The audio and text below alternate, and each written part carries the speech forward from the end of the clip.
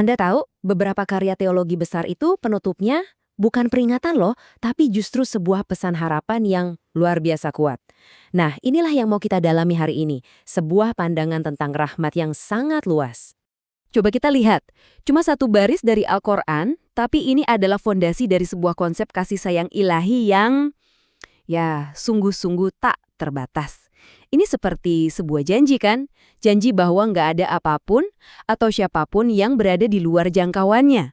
Oke, pertanyaannya sekarang, gimana caranya kita dengan pikiran kita yang terbatas ini bisa memahami sesuatu yang tak terbatas? Susah kan?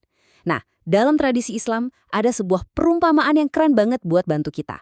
Seenggaknya membayangkan skala rahmat ini. Jadi ada sebuah hadis yang menceritakan bahwa Tuhan itu punya, katakanlah 100 porsi rahmat. Nah, jangan salah sangka dulu ya.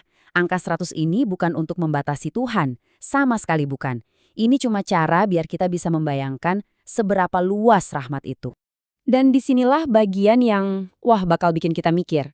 Dari 100 porsi rahmat tadi, coba tebak berapa yang diturunkan ke dunia ini. Cuma 1%.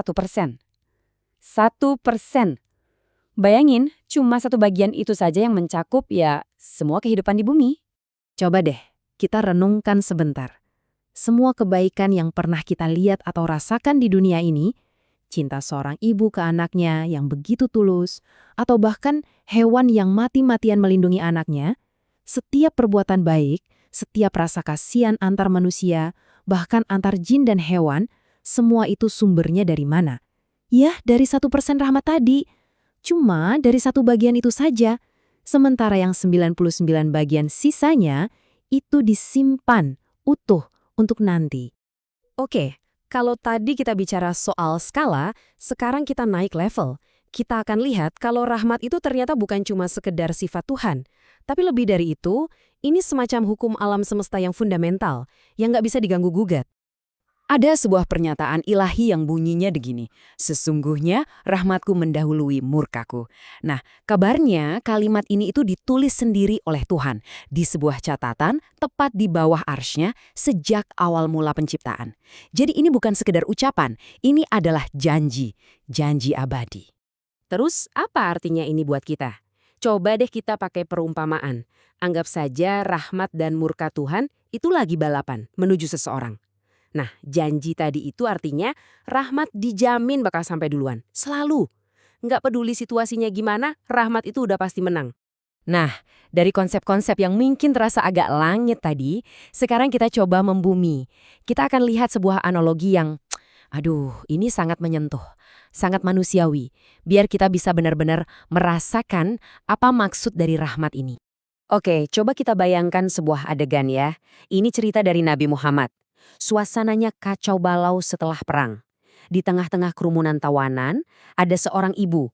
Dia lari ke sana kemari, panik, matanya liar mencari-cari di antara lautan manusia.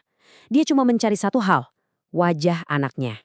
Dan akhirnya, di tengah kerumunan itu, matanya menangkap sosok yang ia cari. Anaknya. Dia menemukan anaknya yang hilang. Nggak pakai pikir panjang, dia langsung menerobos kerumunan, dia tarik anaknya itu, dan dia dekap erat-erat. Bisa bayangin nggak pelukannya? Pelukan yang seolah-olah melepaskan semua rasa takut, semua kepanikan. Yang tersisa cuma cinta yang meluap-luap.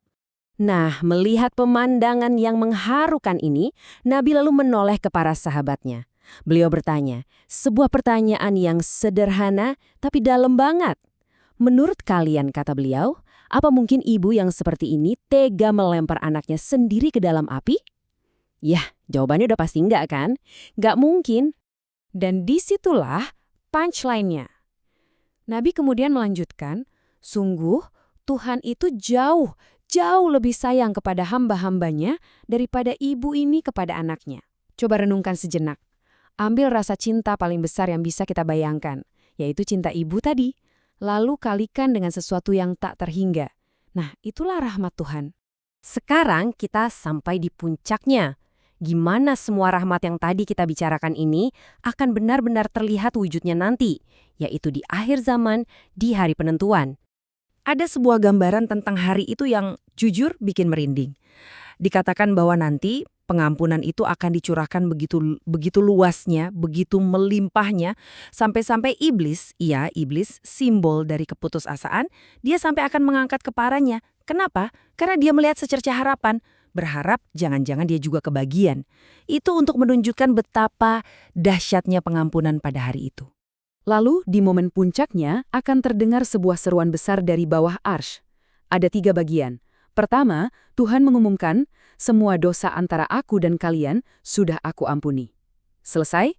Kedua, giliran manusia. Sekarang, saling maafkanlah kalian satu sama lain. Dan yang ketiga, perintah finalnya, masuklah kalian semua ke surgaku bersama-sama, dengan rahmatku. Perhatikan ya, bukan karena amal, tapi murni karena rahmatnya. Semua ini akhirnya membawa kita ke satu pertanyaan besar untuk direnungkan, buat kita pribadi.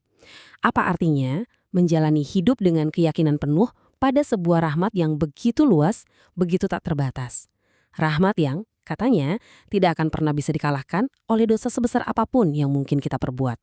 Coba kita pikirkan.